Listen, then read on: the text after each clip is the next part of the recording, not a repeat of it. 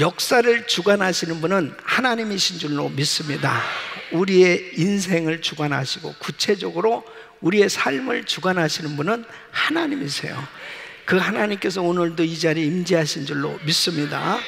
오늘 이 이사야서 19장은 이 애굽에 대한 심판을 하나님께서 하실 것을 말씀하시고 또 심판도 하시지만은 다시 회복시켜 주실 것을 말씀하고 있습니다.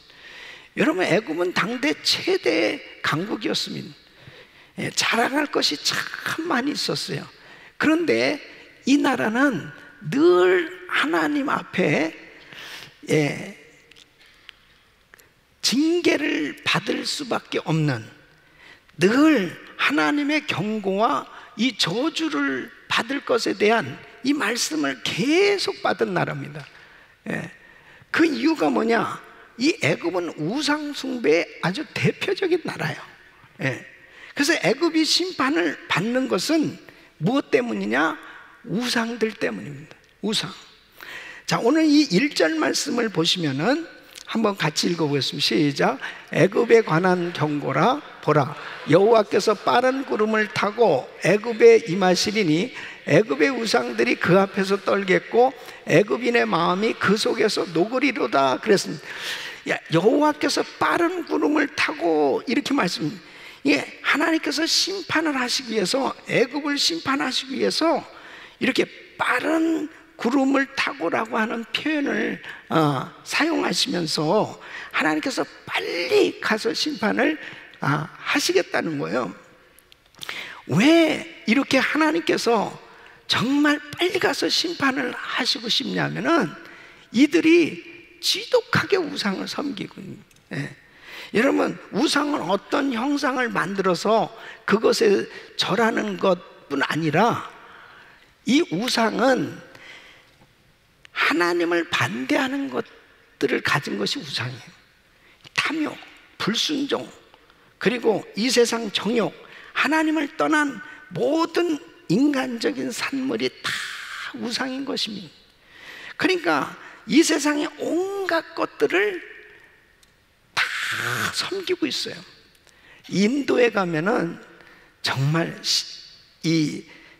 뭐가 신이냐면 또 뭐 여러 가지 있지만 쥐를 갖다가 신이라고 그래요. 그 쥐신전도 만드는, 그곳에 가면 그냥 쥐가 우글우글합니다. 아주 쥐 천국을 만드는. 인간이 참 우매합니다. 어떻게 그런 거를 신이라고 그러면서 그렇게 모시는지 참 이해할 수가 없는.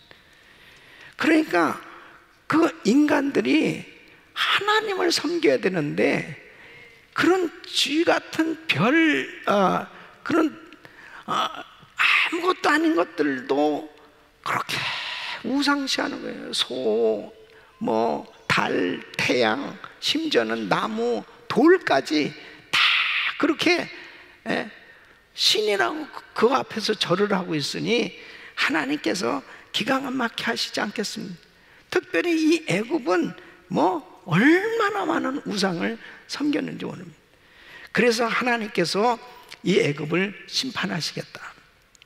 여러분, 오늘 이 말씀을 잘 들으셔야 될 것은 애굽에게만 해당되는 게 아니고 오늘날도 하나님 위에 다른 신을 섬기는, 하나님 위에 다른 것을 사랑하는 우상을 가지고 있다면은 그것은 절대로 하나님 앞에 복을 받을 수 없어요. 그 우상을 다 집어치워 버려야 돼요. 다 집어치워야 돼요.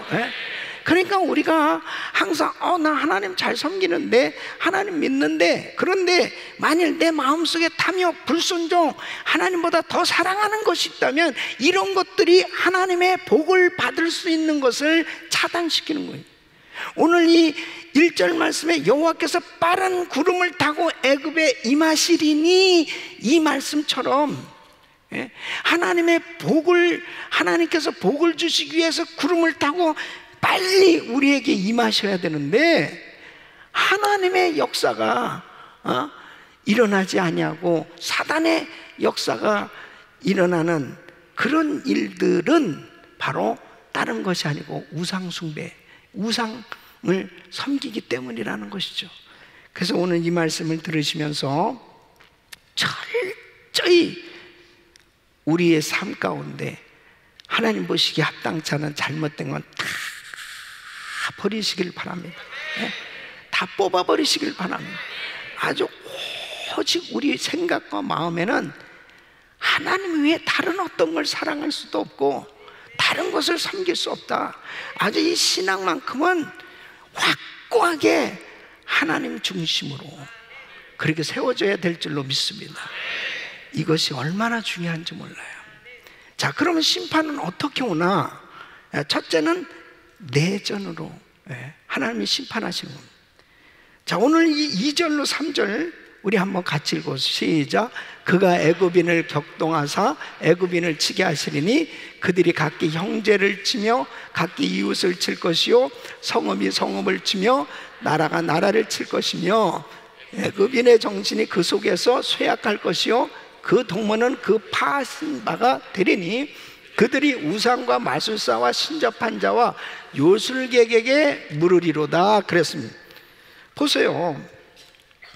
지금 애굽인을 격동하사 애굽인을 치게 하시리니 그들이 각기 형제를 치며 각기 이웃을 칠 것이요 그랬습니다.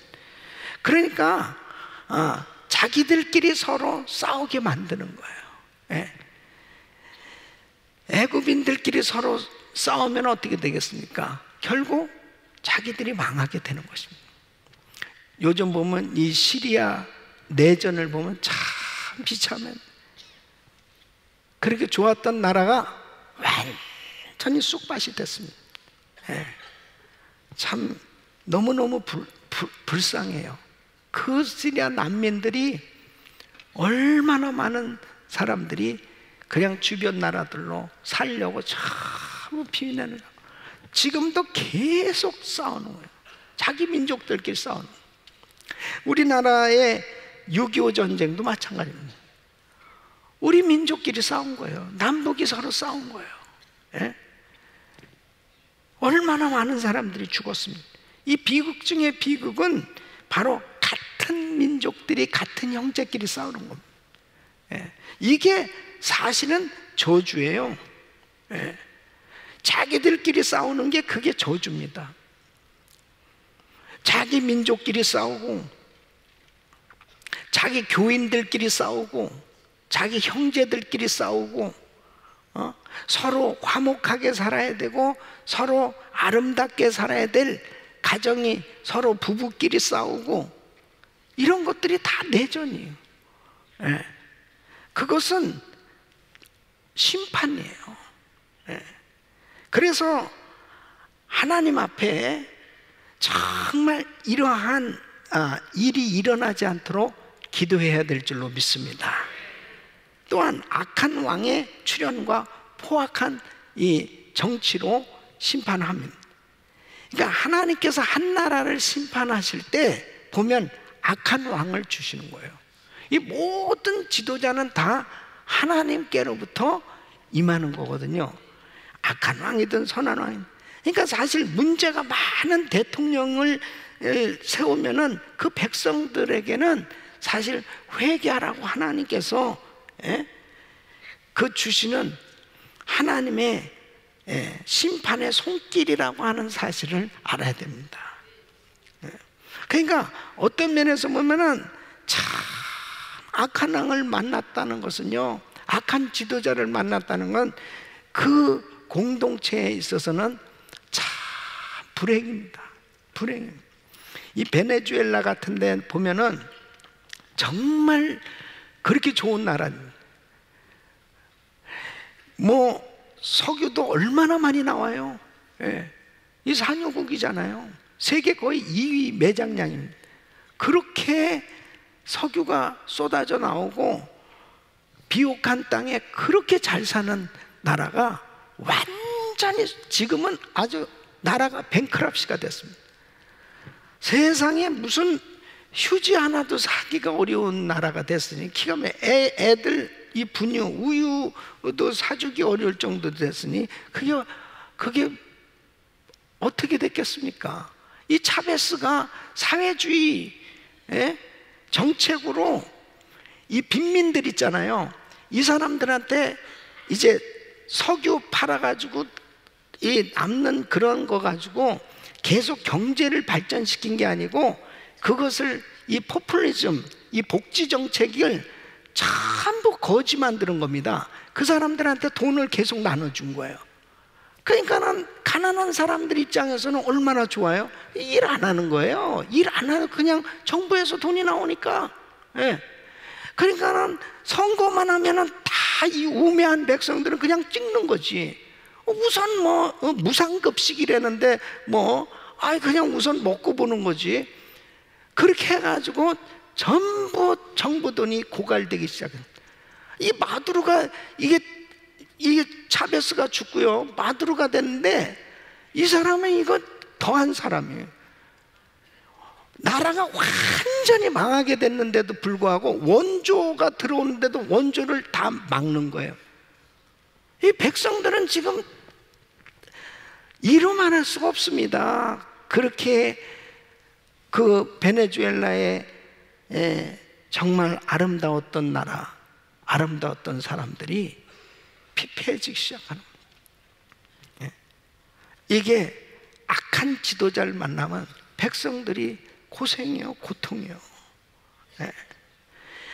백성을 사랑하고 공의로운 왕, 공의로운 지도자를 만나는 거, 백성들에게 하나님이 주시는 축복입니다. 하나님 주신 축복이에요. 그래서 우리는 늘 지도자를 위해서 기도해야 됩니다. 하나님을 경외하는 지도자가 세워지게 하여 주시옵소서. 하나님을 두려워하고 하나님 뜻대로 정치할 수 있는 그런 지도자들이 세워지도록 늘 기도해야 됩니다. 그래서 디모데전서 2장 1절로 2절 보면 우리 같이 읽습니다. 시작. 그러므로 내가 첫째로 권하노니 모든 사람을 위하여 간구와 기도와 도구와 감사를 하되 임금들과 높은 지위에 있는 모든 사람을 위하여 하라. 이는 우리가 모든 경건과 단정한 중에 고요하고 평안한 생활을 하려 함이니라. 고요하고 평안한 생활을 하려 함이라. 여러분, 지도자들을 위해서 기도해야 되는 것은 남을 위한 게 아니에요. 자기를 위한 거지. 지도자를 좋게 하기 위해서 기도하는 게 아닙니다. 그 공동체를 살리기 위해서 좋은 지도자가 세워지게 해달라고 기도해야 됩니다.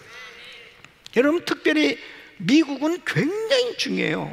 이 지도자가 어떤 사람이 세워지냐에 따라서 전 세계에 영향을 끼치는 겁니다. 미국의 지도자는, 미국의 대통령은 특히 내년도에 미국의 대선이 있습니다. 저는 내년도 대선을 위해서 정말 참 성도들이 또 우리 모든 크리스천들이 기도를 해야 되는데요. 내년도가 청교도들이 미국에 발을 내디딘 지 400년이 되는 해입니다. 청교도들이 미국에 발을 내딘 지 400주년이 되는 해입니다. 그리고 이 미국에 또 대선이 있습니다. 하나님, 청교도 신앙을 가진 사람이 대통령이 되게 하여 주시옵소서. 그걸 기도해야 됩니다. 미국이 점차적으로 계속해서 타락해져 가고 있거든요. 영적으로 심각하게 타락해져 가고. 그나마라도 이번에 공화당이 이 정권을 잡지 못했으면은 완전히 다 무너져 버릴 뻔했습니다. 동성애가 판을 치고요, 완전히 이 나라는 영적으로는 엄청난 그런 우상을 섬기는 타락하는 나라로 전락할 뻔했어요. 그나마라도 간신히 하나님의 은혜로 정말 이렇게 제가 이런 설교를 할 수 있다는 것도 은혜라니까요. 이렇게 하다가 내가 수갑 채워가지고 잡혀갈 뻔했어요. 이게 미국이라니까 이게 어떻게 이렇게 됐냐고요. 제가 지난번에도 말씀드렸지만 제가 우리 교인 가운데 엘레먼터리 교장으로 일한 집사님 있어요. 신방 갔는데 우리가 그 교장실 문을 닫아놓고 말해요. 이게 무슨 내가 중국에 온 건가 어디 온 건가 이거 다 저쪽에 저 있는 교사들이 동성애자들이고 찬송가도 틀어놓고 놓기가 불편한 사무실에 말이에요. 야, 미국이 어떻게 다 이렇게 됐나? 이 지경이 됐나? 여러분, 지도자가 얼마나 중요해요. 얼마나 중요해요.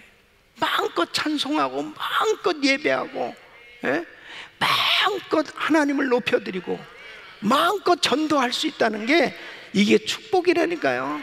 이게 얼마나 큰 축복이에요.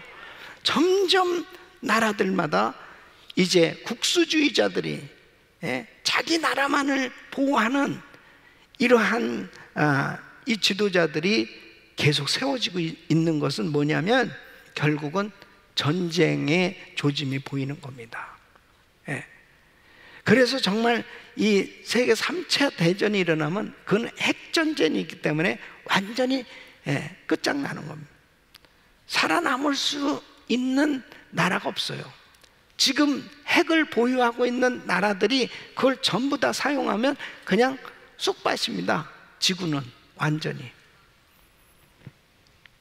그러니까 이 정신이 미친 지도자가 한 사람이 헷갈리면은 그냥 온통 옛날 같은 전쟁이 아니에요 지금. 그래서 하나님 앞에 지도자들을 위해서 기도해야 될 줄로 믿습니다. 악한 왕이 출현하고 포악한 정치가 이루어지면 그 백성들은 정말 고통이에요. 여러분 보십시오. 기독교인들이 기도를 안 하면은 어떻게 되는가?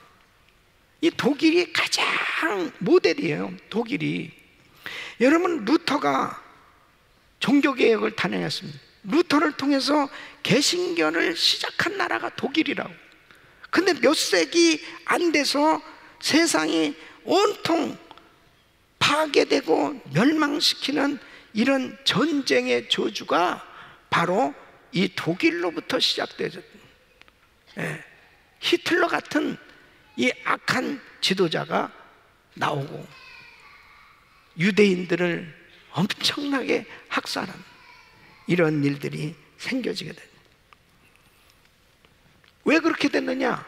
독일의 기독교가 자율주의 신앙에 물들어서 완전히 영적으로 타락한 겁니다. 기도가 그냥 다 없어지게 됐습니다. 기도할 필요 없다는 거예요. 그때부터 사단이 사로잡고 역사하기 시작한 겁니다.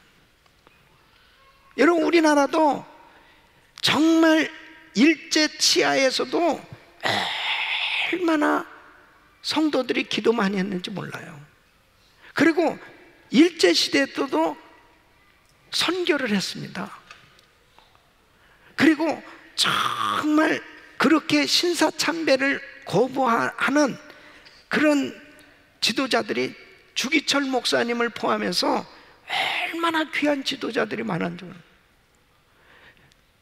사실 장로교 총회, 감리교, 그 다음에 천주교 다 신사참배에 동의하게 됐습니다. 결국 무릎을 꿇게 됐어요. 모두가 다 신사참배하기로 결의를 했습니다. 그때 2,000명이 넘는 목회자들이 신사참배를 거부하고요 50명이 넘는 사람들이 순교를 당했습니다. 그렇게 순수하게 진리를 수호하기 위해서 싸우면서 정말 우리 신앙을 지켜보려고 몸부림을 쳤습니다. 그렇게 독립을 위해서 헌신적으로 희생하면서 기도하면서 하나님 앞에 드려졌던 이 순수한 크리스찬들이 있었기 때문에 하나님은 그 기도를 들으시고 광복을 허락하신 줄로 믿습니다. 그런데 그때부터 문제가 생겼습니다. 이제 자유의 나라가 됐어요. 더 이상 일제 치하에 그 고통을 당할 필요가 없이 정말 자유의 나라가 됐는데, 그때부터 싸우기 시작하는 거야. 너는 신사참배했잖아. 너는 그때 가서 절을 했잖아. 우리는 신사참배 안 했어.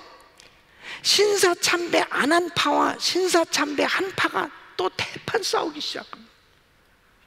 저것들은 변질된 거야, 저것들은 거짓이야, 저것들은 가짜야 하면서 신사참배를 안 하고 신앙을 수호한 거는 참 감사한데,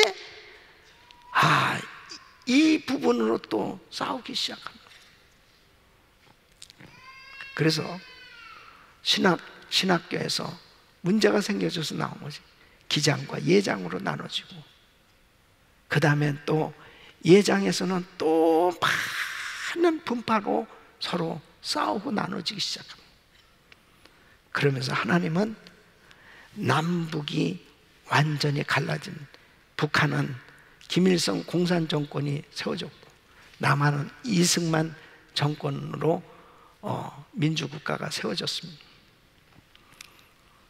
그러면서 또 싸우는 거예요. 교회들이 또 싸우는 거예요. 그러면서 6.25 전쟁에 엄청난 내전을 통한, 그리고 북한은 포악한 지도자가 세워짐으로 인해서 하나님의 심판을 받게 되는 걸 볼 수 있습니다.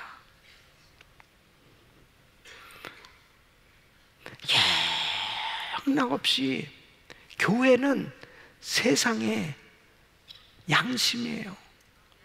이 교회가 타락하면은 그때부터는 세상은 볼 것도 없습니다. 하나님은 교회를 사랑하시고 교회가 기준이기 때문에 이 교회를 보호하시기를 원하시는 거예요. 그렇기 때문에 성도들이 서로 사랑하고 서로 하나 돼서, 교계 지도자들이 서로 사랑하고 연합하고 서로 하나 돼서 연합해서 기도해야 되는데 자기들끼리 싸우는, 자기들끼리 싸우는. 그렇게 됐을 때 결국 나라의 심판이 옵니다.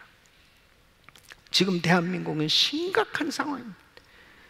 통일 이전에, 남북 통일 이전에 남한 땅의 진보와 보수는 아주 극렬하게 나눠져서 싸우고 있습니다.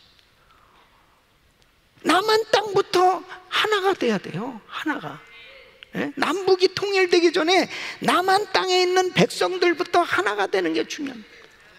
얼마나 싸우는지 몰라요. 얼마나 싸우는지. 왜 자기 민족끼리 그렇게 싸우는 거예요? 자기 민족끼리. 진보와 보수. 이념의 이 문제는 한 집안에서도 아버지와 아들이 싸우는 거예요. 생각이 다른 거예요. 이것이 해결될 수 있는 것은 복음입니다.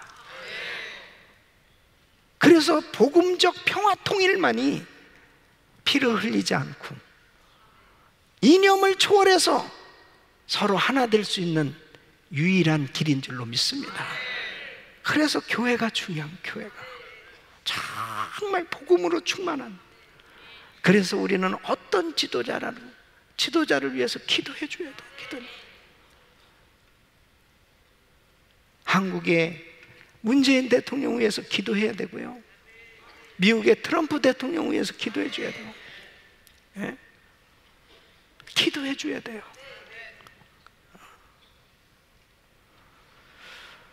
저는 우리 성도님들이니까는 또 이것이 방송으로 다 나가니까 어떤 면에서는 제 마음에 기도하면서 안타까운 게 뭐냐면, 한국의 문재인 대통령이 좀 구국 기도회도 좀 같이 하고, 지금 목사님들을 만나면 그냥 거의 다 이구동성으로 그 대통령을 그렇게 비난을 하더라고요. 그거는 목사님들 입에서 축복이 나와야 되거든요. 목사님들 입에서 자꾸 기도가 나오고 축복이 나와야 되는데 계속 근심이 나오고 계속 이렇게 안 좋은 소리가 너무 많이 들려서 여태까지 그런 적이 없었거든요. 그렇게까지 막 그래서 내가 참 가슴이 아파요. 이 대통령을 위해서 내가 더 많이 기도해 줘야 되겠다. 더 많이 어쨌든 하나님이 세우셨다면 또 임기를 잘 마치고 다음에 또 좋은 대통령이 세워지기까지 이 아름다운 이 정권 교체가 계속 이루어져야지. 이건 뭐 대통령만 되면 계속 감옥 가는 거예요. 그래서 내가 대통령 안 되길 잘했어요.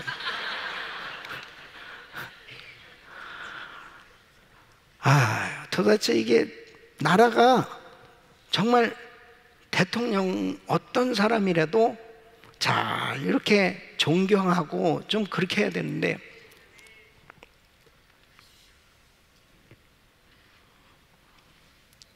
다 정치 시스템 하에서 보면 부족한 부분들이 많이 있죠. 그러나 자꾸 지도자들을 세워줘야 되거든요. 자꾸 세워줬으면 백성들이 뽑았으면 그 지도자를 잘 세워서 어쨌든 잘 할 수 있도록 해야 되는데 문제는 뭐냐면 이 적폐청산이란 이런 말 단어 자체가 이게 안 좋은 겁니다. 이런 말 자체가 안 좋은 거예요. 어떻게든지 사랑하고 용서하고 용납하고 그렇게 화합하는 정치가 이루어져야 됩니다. 그래야 긍휼히 여기는 자는 긍휼히 여김을 받을 것이며 그랬잖아요. 그럼 또 계속해서 악순환이 되풀이되잖아요. 원수를 자꾸 만들면 안 된단 말이에요.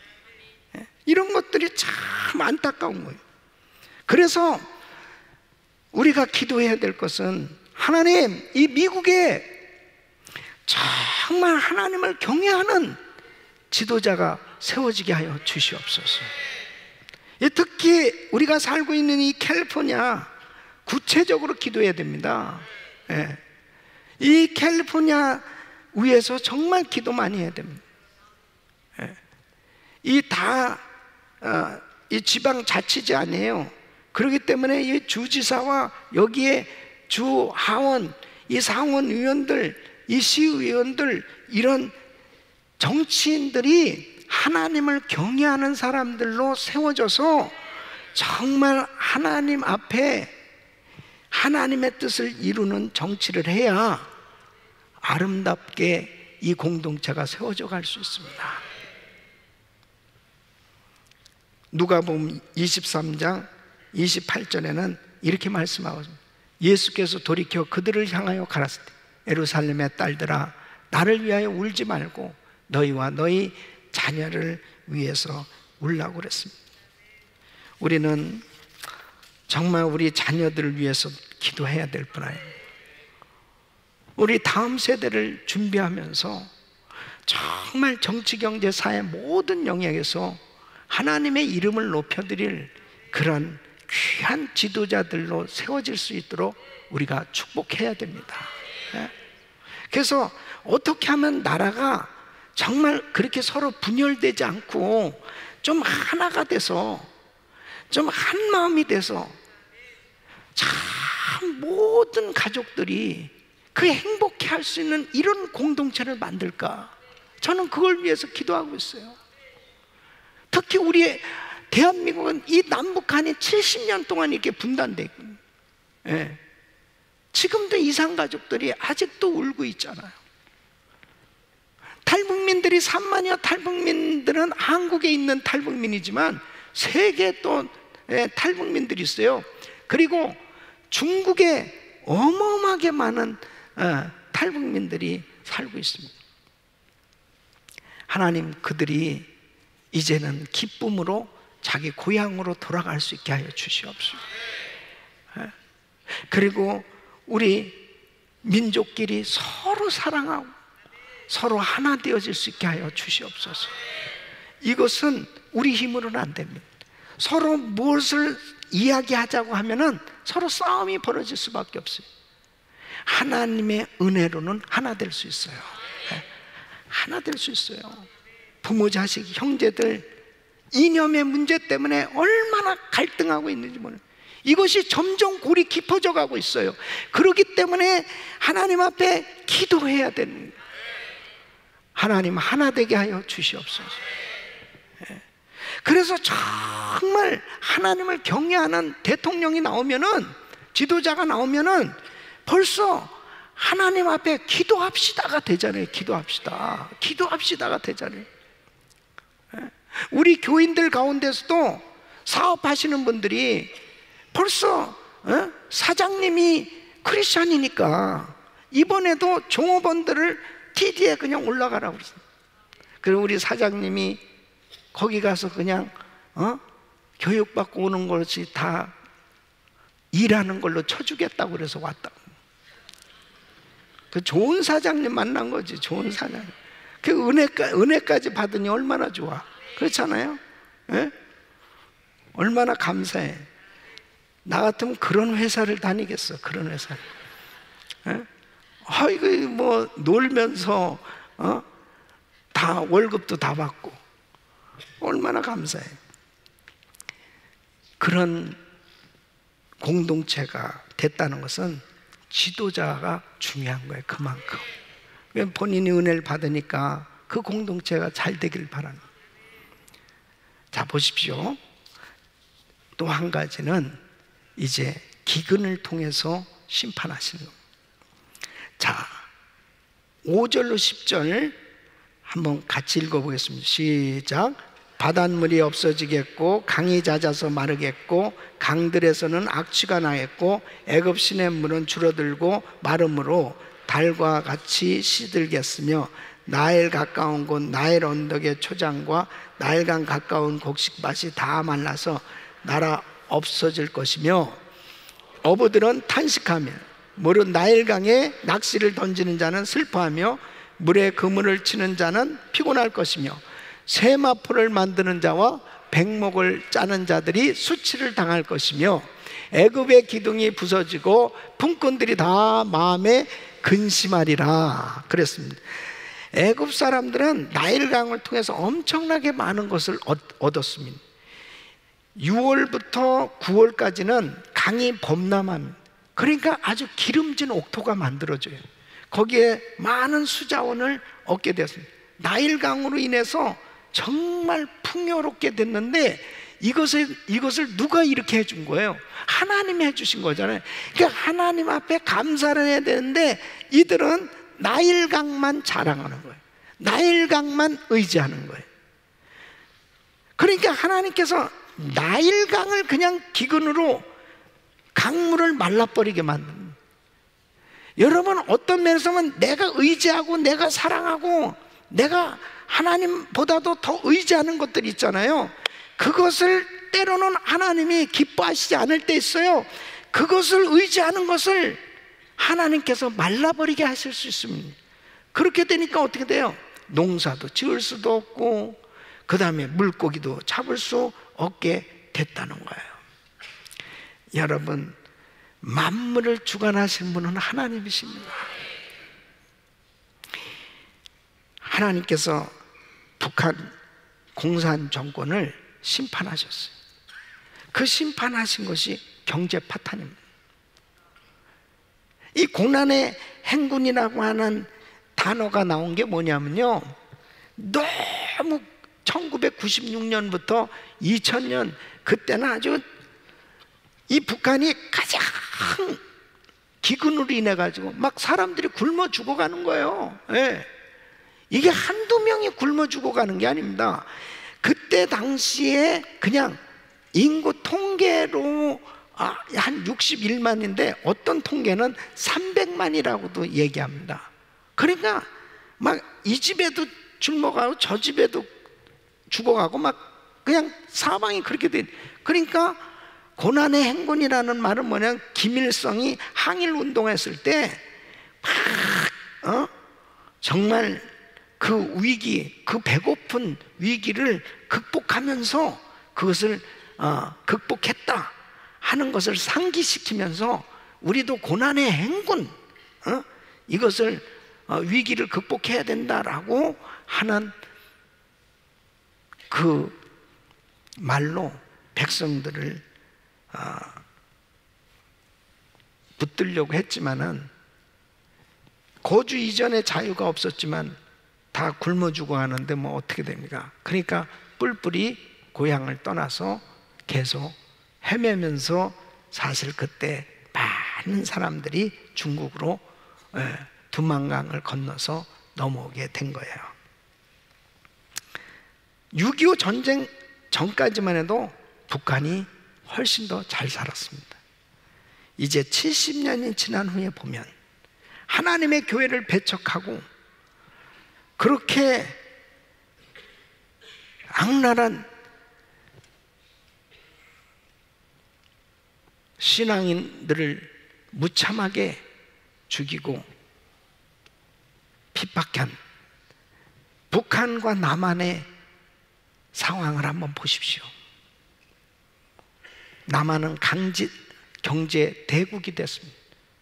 이런 조그만 나라가 어떻게 경제 10대국이 될 수 있겠습니까?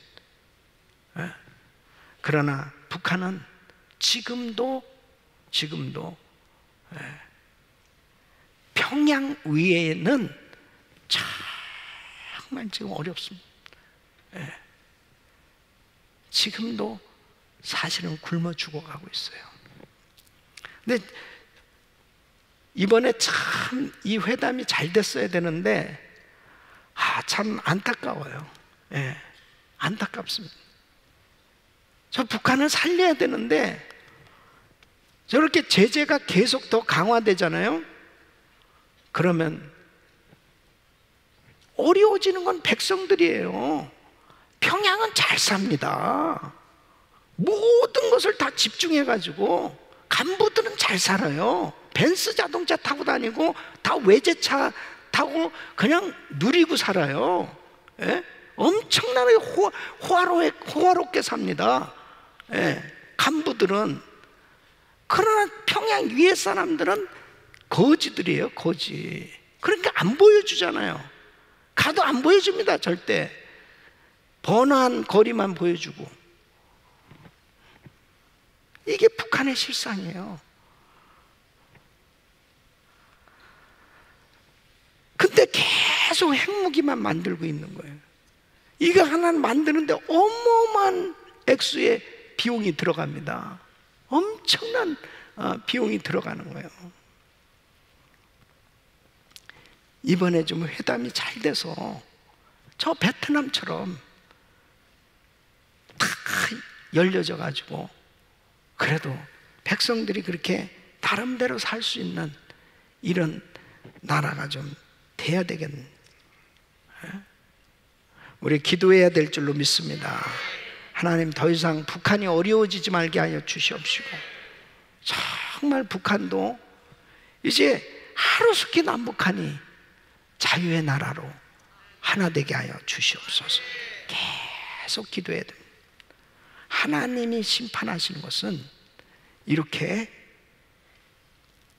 어리석은 정책으로, 쇠퇴하게, 그리고 잘못된 정책으로 나라를 망치도록 내버려 두신 거예요. 그래서 11절로 14절, 자, 한번 같이 보시죠. 시작. 소안의 방백은 지극히 어리석었고 바로의 가장 지혜로운 모사의 모략은 우준하였으니 너희가 어떻게 바로에게 이르기를 나는 지혜로운 자들의 자손이라 나는 옛 왕들의 후예라 할 수 있으랴. 너의 지혜로운 자가 어디 있느냐? 그들이 만군의 여호와께서 애굽에 대하여 정하신 뜻을 알 것이요 곧 내게 고할 것이니라.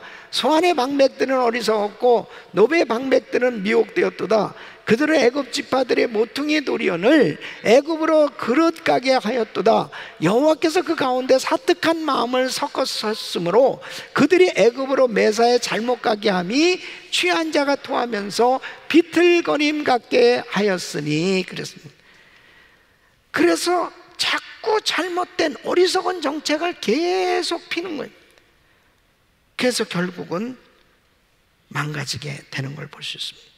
여러분 애굽 보세요. 얼마나 강대한 나라였어요. 근데 이런 나라가 이제 두려움에 떠는 나라로 바뀌어지게 될 것이라는 거예요. 그래서 16절로 17절 보면 같이 읽습니다. 그날에 애굽인이 부녀와 같을 것이라. 그들이 만군의 여호와의 흔드시는 손이 그의 흔들림을 인하여 떨며 두려워할 것이며, 유다의 땅은 애굽의 두려움이 되리니 이는 만군의 여호와께서 애굽에 대하여 정하신 모략을 인함이라. 그 소문을 듣는 자마다 떨리라. 아니 어떻게 애굽이 저 모양이 됐냐 이거죠. 그러니까 애굽을 의지하는 이 유다도 정신 차리라는 겁니다. 정신 차리라는 거예요. 이 그들의 미래가 어떻게 될 것인지 깨닫고 알라는 거예요. 여러분 지금 오늘날 되어지는 나라들의 전 세계 정세를 우리는 성경적으로 읽어야 됩니다. 저는 이렇게 생각해요. 절대로 북한도 중국과 러시아를 의지하고 그것을 의지하고 있고, 뭐 남한은 일본은 뭐 요즘 아주 그냥 가까이 안 하니까 미국을 의지하고 있다라고도 볼 수 있죠. 그런데 하나님을 의지해야 됩니다. 하나님을 의지해야 돼요. 이 지도자 생각 속에 나는 만군의 여호와 하나님을 의지하겠습니다 하고 정말 믿는 성도들, 목사님들에게 기도를 부탁하고 정말 나를 위해서 기도해 주세요, 나라를 위해서 기도해 주세요, 그렇게 하고 전 백성들이 한마음 한뜻이 돼서 자기 이념들로 촛불 들고 서로 진보나 보수로 뭐 태극기 들고 서로 그렇게 자기 어떤 생각을 주장하는 게 아니고 만군의 여호와 하나님을 높여드리자는 거예요.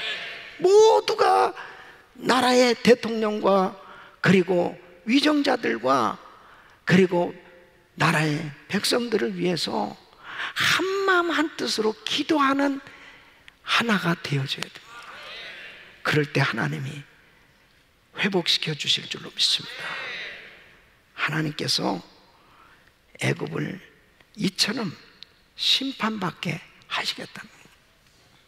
사랑하는 성도 여러분, 개인이나 나라나 어느 민족도 모든 운명은 주의 손에 달려 있습니다. 그 주님 앞에 우리가 어떤 모습으로 설 것이냐. 지금 서로 싸우고 있다면, 아니 잘못된 지도자를 만나고 있다면, 아니 나의 모든 삶에 기근이 생겨져서 말라버리는 이런 일이 일어나고 있다면 빨리 정신을 차리고 회개하고 하나님 앞에 부르짖고 기도하면 우리 하나님이 회복시켜 주실 줄로 믿습니다. 하나님 앞에 부르짖는 자들을 하나님께서 새로운 회복의 길을 열어주시겠다고 약속하시는 것입니다. 그래서 이 애굽 보십시오. 이 애굽이 이제 하나님 앞에 부르짖기로 작정을 하는 18절 20절 우리 한번 같이 읽었습니다. 시작. 그날에 애굽 땅에 가나안 방언을 말하며 만군의 여호와를 가리켜 맹세하는 5 성읍이 있을 것이며 그 중 하나를 장망성이라 칭하리라. 그날의 애굽 땅 중앙에는 여호와를 위하여 제단이 있겠고 그 변경에는 여호와를 위하여 기둥이 있을 것이요 이것이 애굽 땅에서 만군의 여호와를 위하여 표적과 증거가 되리니 이는 그들이 그 압박하는 자의 연고로 여호와께 부르짖겠고 여호와께서는 한 구원자 보호자를 보내사 그들을 건지실 것이라. 아멘. 애굽 사람들도 깨닫고 부르짖으니까 구원해 주시겠다는 것이에요.